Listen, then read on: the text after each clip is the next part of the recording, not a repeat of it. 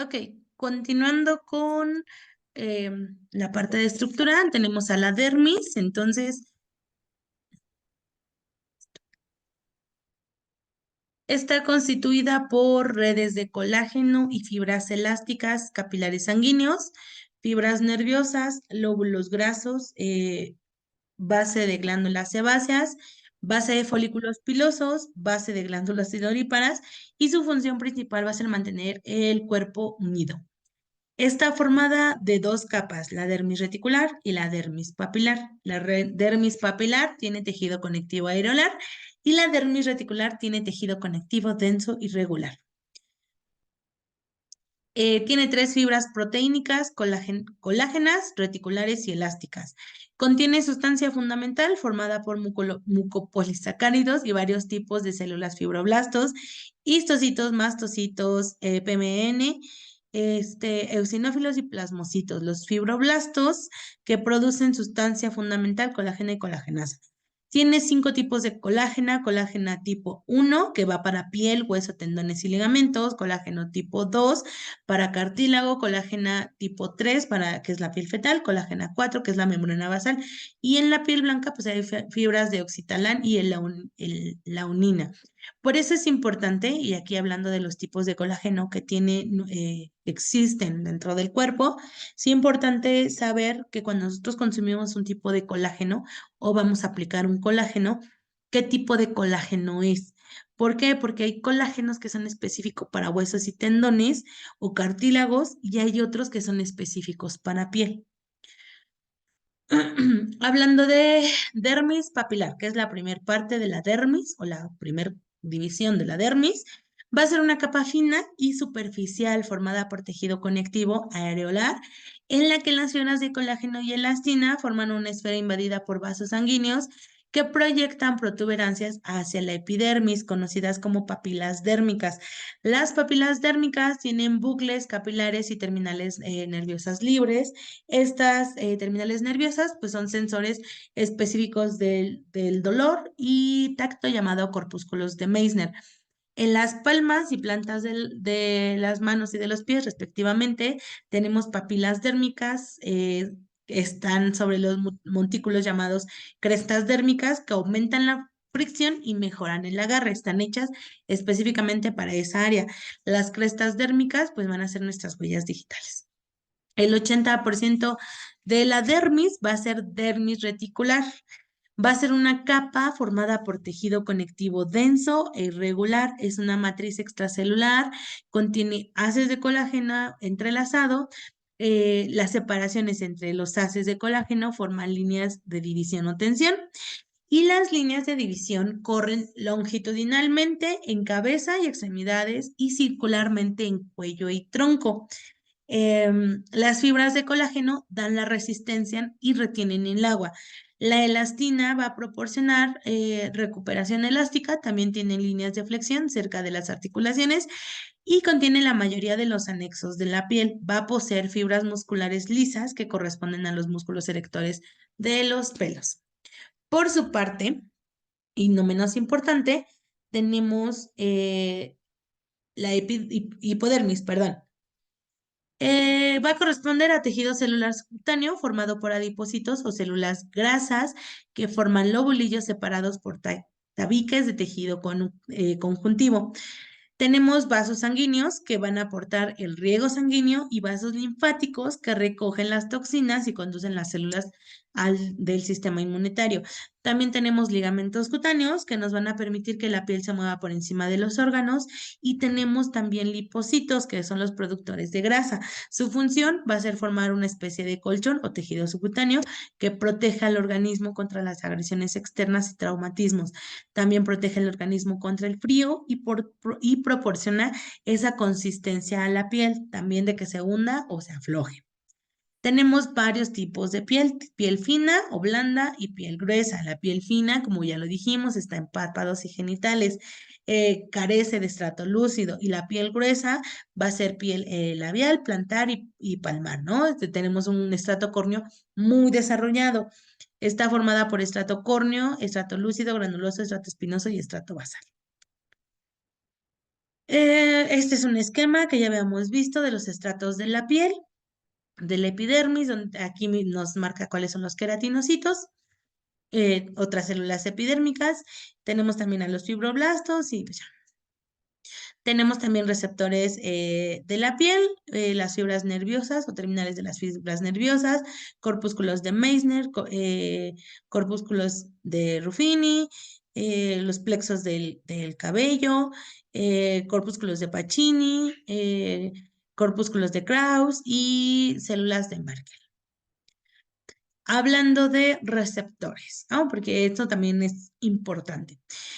Tenemos que los receptores tienen varias funciones. Uno es un estímulo que actúa sobre alguno de los receptores sensoriales y va a desarrollar el potencial de acción en una neurona sensitiva.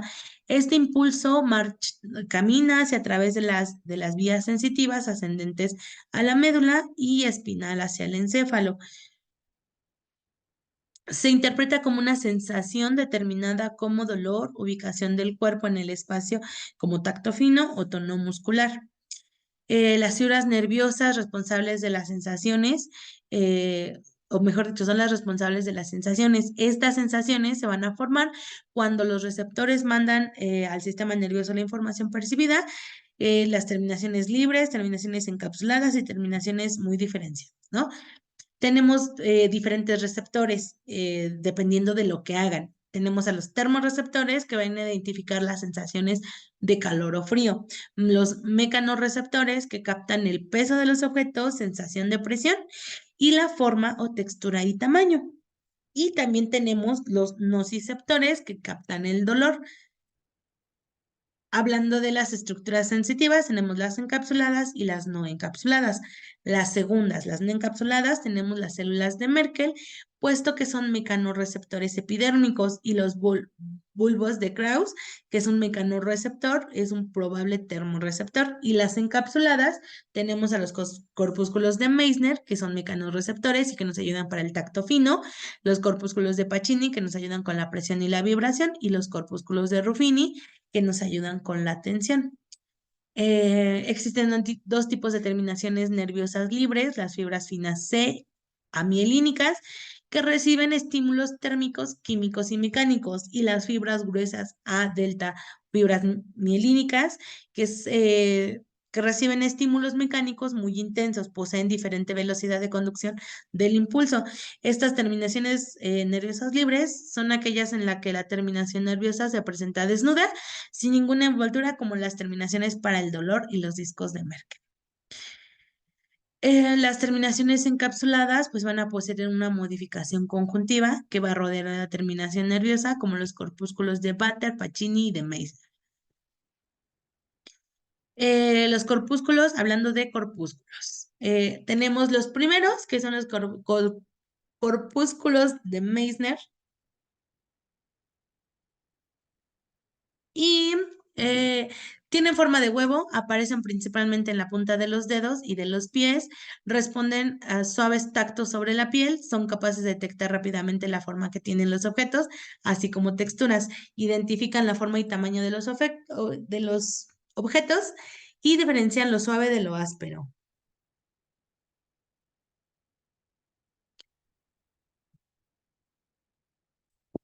Tenemos después a los corpúsculos de Pacini. Estos van a aparecer encapsulados en forma de una capsulita y están formados por una serie de capas en espiral formadas por tejido conectivo aplanado y parecieran a las cebollas.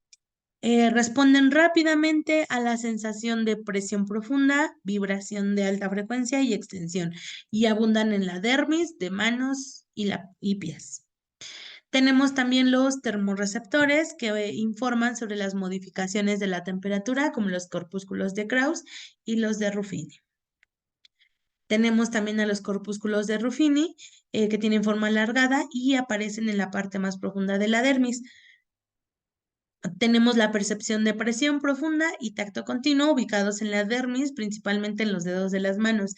Los corpúsculos de Ruffini, la percepción de calor, y están ubicados en la dermis. Por su parte, los receptores para el frío o receptores de Krauss son corpúsculos en forma de bulbo que van a constituir las terminaciones nerviosas en el tejido submucoso de la boca, nariz y algunos órganos genitales.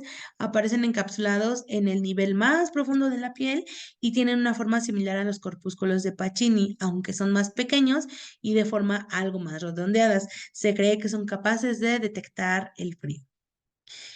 Em, La función sensorial o perceptiva, perdón, se efectúa por corpúsculos de sensibilidad poco específica, pero se han relacionado como siguen los de Meissner con el tacto, los de Krauss con el frío, los de Pacini con la presión profunda, los de Ruffini con la sensación térmica. Estos son muy importantes las terminaciones nerviosas que se sitúan en la dermis y que son nociceptivas, una función sensorial indispensable para la vida. Su profusa inervación le hace ser el órgano receptor de la sensibilidad por excelencia de todo tipo, tacto, dolor, temperatura, presión y por tanto también punto de partida de los reflejos que conducen también a la protección. Hablando de la morfología, a simple vista la piel parece lisa y llena o plana, ¿no? Completamente, pero la realidad es que sí presenta algunos pliegues o surcos, hendiduras pequeñas y salientes. Hablando de pliegues y surcos más o menos acentuados, están siempre en todos los individuos sobre la cara dorsal de ciertas articulaciones, incluso cuando éstas están en extensión completa o están en articulaciones completas. Ejemplo, codos, rodillas, dedos, muñecas, ¿no? Entonces, si todos cerramos el puño, vamos a ver cómo nuestra piel es lisa, pero si abrimos la palma de la mano, observamos cómo en los nudillos se puede hacer arruguitas, a eso se refiere. Luego nos dice, digo, perdón, pliegues o surcos. Luego nos dicen arrugas como tal, que pueden ser provocadas ya sea por la contracción muscular debido a un movimiento o por disposición de estructuras en la piel, como lo mencionábamos arriba. Y también los poros cutáneos son el orificio externo del canal de salida de la glándula sudorípara y sebácea. Por este estímulo debe ser diferenciado por el nombre de ostium folicular. Y vamos a estructuras o anexos. El primero va a ser el pelo, ¿no? Recordemos que en el recién nacido, pues es la nubo. Los pelos están formados por médula, corteza, cutícula y vainas radiculares internas y externas. El músculo erector o arrector, por poco importantes, las glándulas como olócrinas desembocan en el interior del folículo y no hay en palmas y plantas de los pies. Hay aproximadamente 100,000 pelos en la cabeza y se pierden de 50 a 100 pelos por día. O sea que como no sé si en algún momento vieron el TikTok de la niña que juntaba su cabello y tiraba demasiados, es completamente normal perder cabellos. Hablando de glándulas sudoríparas, las glándulas sudoríparas se relacionan con los tres estratos, nacen en el tejido subcutáneo, se extienden en la dermis y sacan su secreción al exterior de la piel. Tienen la capacidad de evaporar el agua y de controlar con ello la temperatura del cuerpo. Son numerosas en las palmas de las manos y en las plantas de los pies, escasas en la espalda. Cada glándula va a consistir en una serie de túbulos enrollados situados en el tejido subcutáneo y un conducto que se extiende a través de la dermis y forma una espiral enrollada en la epidermis. Tenemos glándulas sudoríparas ecrinas que en todo el cuerpo nos ayudan con la termorregulación y hasta 10 litros pueden sacar de secreción. Son espirales simples, reciben inervación simpática, células claras y oscuras y células mioepiteliales. ¿Cuál es la función o para qué nos sirve sudar, no? El sudor y el sebo constituyen el manto ácido emulsión que actúa como cosmético natural. La evaporación del sudor o perspiración insensible proporciona el manto gaseoso. Estos dos estratos epicutáneos dan suavidad, elasticidad, protección y evitan fricción o roces. La falta o abundancia de estos elementos va a originar los diferentes tipos de piel.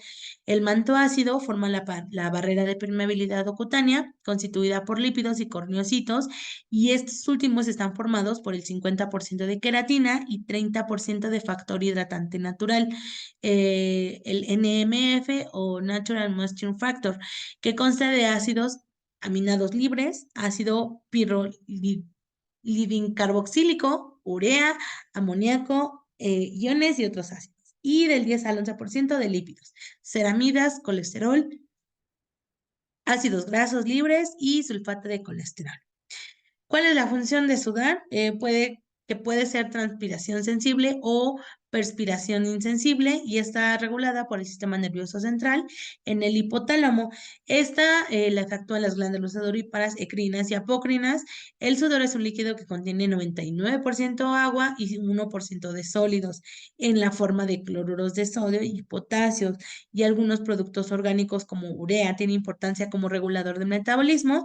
Y el líquido, el equilibrio de líquidos y electrolitos y de la temperatura, asimismo sirve como protección o barrera. Se elimina por el sudor, urea, creatinina, igualmente pueden eliminarse sustancias que están en circulación como la tiamina y el ajo. Luego tenemos glándulas sebáceas. Estas van a tener forma de saco y segregan el sebo que lubrica y ablanda la piel. Se relacionan con los estratos de la epidermis y la dermis a través de la función que realizan cuando el folículo piloso es movido por el músculo erector del pelo, que comprime a la vez la glándula sebácea, que suelta su secreción oleosa al exterior de la epidermis. Función sebácea. El sebo, producto de las glándulas sebáceas, interviene en la lubricación de la piel y formación del manto ácido, ya que está formado por ácidos grasos libres y combinados y colesterol con propiedades fungicidas y germicidas. Por sí sola, la piel tiene una parte que nos esteriliza, que nos antiséptica. Luego tenemos en los anexos el aparato unguial. Consta de 5 componentes epidérmicos: pliegue epidérmico, cutícula, matriz, lúnula, lecho unguial, hiponiquio, perdón, por debajo del borde distal, y la lámina propiamente dicha, que es la uña, y tiene bordes proximal, distal y laterales. Las uñas están destinadas a proteger contra agentes externos. La punta de los dedos, las manos y los pies, pues van a intervenir en la sensibilidad táctil, en la presión de objetos pequeños, además de la importancia en la regulación de la circulación periférica. Las de las manos o en las manos crecen unos 3 milímetros al mes, y en los pies pues es más lento el crecimiento de las uñas. Entonces tenemos aquí una imagen de la piel, un corte de 1 centímetro cuadrado, donde nos dice que la epidermis tenemos menos melanocitos, hay palidez de la piel, tiene menos tolerancia a la exposición solar. Tenemos sequedad de la epidermis, donde tenemos una reducción en la actividad de las glándulas sebáceas y sudoríparas. Tenemos la epidermis que es delgada, una lentitud en su reparación, menos producción de vitamina D, menos número de células de Langerhans. Tenemos, hablando de las glándulas sudoríparas, perdón, reducción de la actividad de las glándulas por tendencia al recalentamiento. Tenemos dermis delgada con surcos y arrugas debido a las pérdidas de fibras, reducción del riego sanguíneo, lentitud en la cicatrización y menor capacidad para perder calor, cambios en la distribución de la grasa y el pelo debido al descenso de las concentraciones de las hormonas sexuales y menos folículos activos, pelos más finos y ralitos. Y ahora, ya que terminamos con la piel, porque hoy quiero avanzar lo más pronto posible, eh, proceso de cicatrización. El proceso de cicatrización o curación de las heridas va a ser un proceso pues de gran complejidad que va a tener como finalidad restaurar la piel y evitar cualquier anomalía en la función de barrera. Esto va a ser fundamental para mantener el equilibrio y el bienestar de cualquier persona. Todos los cambios clínicos visibles con el ojo desnudo que tienen lugar, que ocurren en la herida hasta su completa curación. Traducen la puesta en marcha de una serie de reacciones celulares, moleculares de una gran complejidad, y el objeto de esta diapositiva va a ser describir de forma sencilla todos estos fenómenos, ¿no?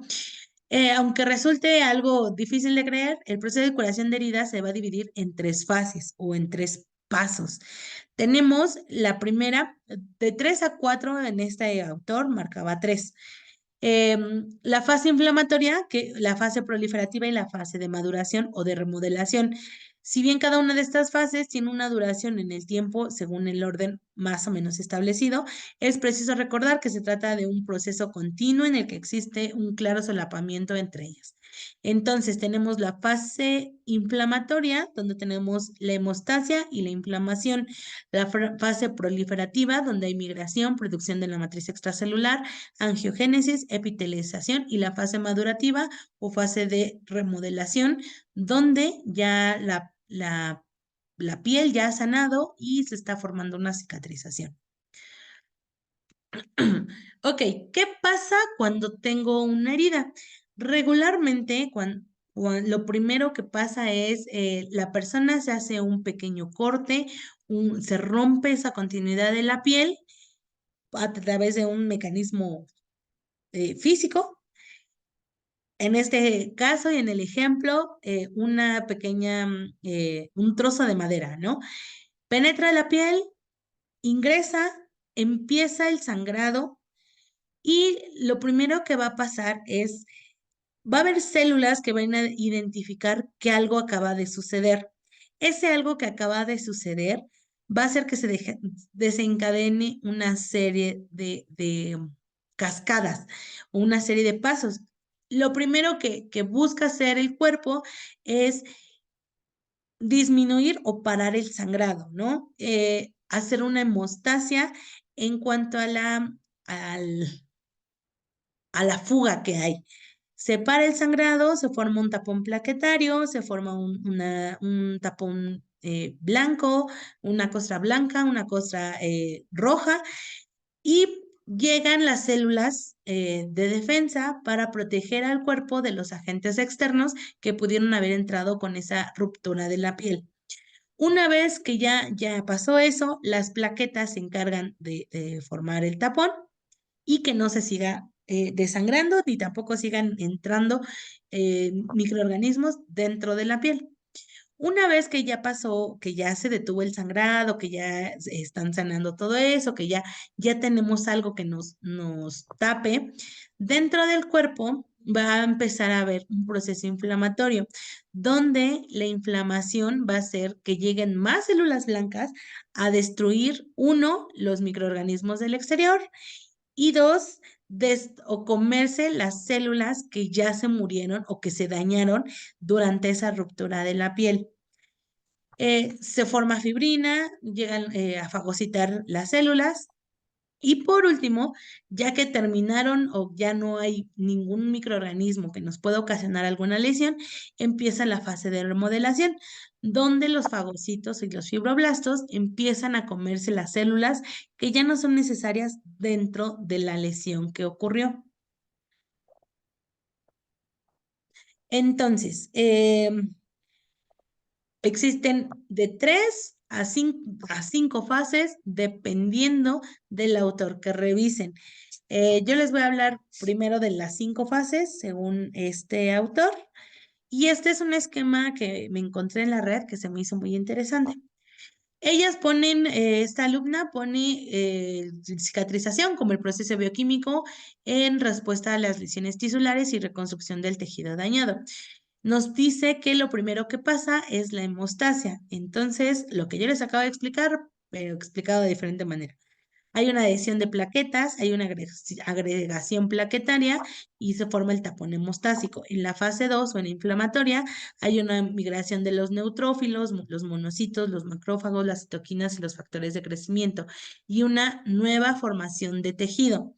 En la fase proliferativa hay migración de fibroblastos con colágeno, angiogénesis y formación de tejido de granulación. En la fase 4 o de repitelización ya empieza a haber una maduración de los queratinocitos y una reparación de la membrana basal. Y en la fase 5 o fase de remodelación o de contracción tenemos ya los fibroblastos, el colágeno tipo 3 y colágeno tipo 1 y tejido conjuntivo cicatrizal.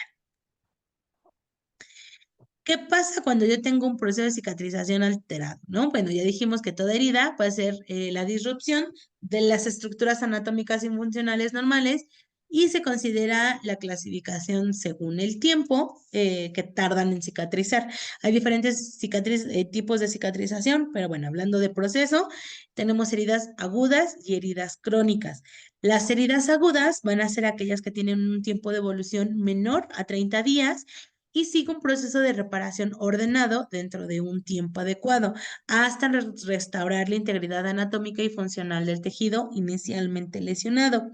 Y una herida crónica no va a seguir el proceso de reparación normal ni ordenado dentro del tiempo adecuado, perpetrándose la fase inflamatoria debido a un desbalance entre los factores de crecimiento y las proteasas, estancándose en alguna fase de la cicatrización sin que se restaure la integridad anatómica ni funcional del tejido lesionado. ¿Cómo se ve una herida en cada etapa del proceso de cicatrización? En la fase inflamatoria, casi todas las heridas que nos llegan a consulta, la mayoría vienen en fase inflamatoria, vienen estancadas, no caminan a la granulación y no están recientes, la mayoría, ¿no? Hay algunas como los desgarros cutáneos que pudiesen llegar en agudo, pero bueno, entonces, se prolonga la fase inflamatoria, se ve eritematos alrededor, se ve el tejido desvitalizado, se ve que hay el tejido desvitalizado, recuerden que se da porque hay células blancas o células de defensa llegando para atacar los agentes externos. Entonces, en todo momento van a estar generándose tanto interleucinas, histaminas, como algunos otros factores que me puedan desencadenar la creación de tejido desvitalizado o la formación de tejido desvitalizado. Luego tenemos heridas en fase proliferativa como tal, en las tres fases que mencioné al inicio, donde ya vemos que hay tejido nuevo, hay la aparición de nuevo tejido, nuevos vasos, nuevas estructuras que me están haciendo que todo sane de manera adecuada. Y por último, la fase de maduración y remodelación es tejido que ya ha sanado, que ya ha madurado y que es tejido nuevo. Y ya. No sé si hasta aquí tengan alguna pregunta, alguna duda, algún comentario. Ay, creo que fue muy rápido. Les voy a compartir otra vez para todos los que se deseen inscribir, porque hoy la clase era muy rápida. El formulario para que se puedan inscribir y más que inscribir, subir documentos, porque recuerden que tenemos el aval de la Universidad Autónoma de Querétaro y como tal, la universidad nos solicita que tengamos un respaldo de los documentos. Recuerden que pueden invitar a alguien más para inscribirse al diplomado. Este, y ustedes tendrán un descuento en su primera o segunda mensualidad, dependiendo de cuándo lo inviten. ¿Y qué más les iba a decir? Bueno, ahí está el formulario. Me interesa primero que llenen formulario, aquellos que no han llenado el documento. Sí, por favor, llenarlo a la brevedad con sus datos, con sus documentos. Si no quieren escanearlo, pueden tomarle una foto y sin problema se guarda en el expediente. Em, los que ya pagaron colegiatura en el mes pasado o hace 2 meses, porque las inscripciones empezaron hace mucho, primero pedir una disculpa por que no empezó en tiempo el diplomado, pero su servidora tuvo un pequeño accidente y se me complicó mucho iniciarlo en el mes. Ya sé que son cosas ajenas a ustedes, pero la verdad es que sí tuve mucho trabajo, el accidente y todo, pues impidió que pudiésemos empezar en tiempo y en forma. Pero ya lo iniciamos. Las clases no van a ser tan rápido, se los prometo que no. En estos días, en el transcurso de estas semanas, voy a empezar a crear el grupo ya que tenga todos los inscritos. Es que todavía no tengo como la lista bien hecha, pero en cuanto tengamos eso, les comparto cómo va a ser el grupo, todo. De todas maneras, de manera personal, les estoy haciendo llegar los invites a los grupos Recuerden que si eres enfermero y con el documento en mano, tienes un descuento. También había descuentos para aquellos que se inscribieron antes de la fecha.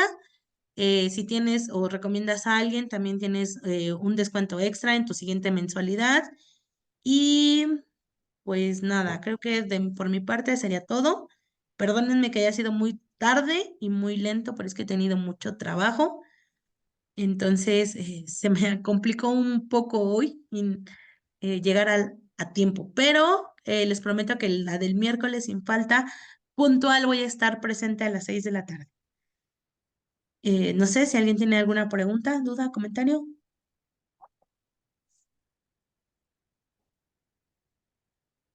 Las clases quedan grabadas y luego les paso el link para que las puedan volver a revisar. Les voy a compartir también las presentaciones, pero ya que esté armado el grupo y todo para que puedan revisarlas con calma. Y si no, de todas maneras, queda la clase grabada. Si tienen alguna duda o algún paciente en el que quieran que lo saquemos de la duda rápido, claro que sin problema me pueden mandar mensaje para que puedan atender a sus pacientitos con toda confianza. Eh, si no hay nada más, hoy sí los dejo porque tengo todavía cosas que hacer. Entonces, nos estaremos viendo el miércoles de esta semana y ya les mando el link de los de acceso para que se puedan conectar. Esto, si no hay más que decir, entonces muchas gracias a todos.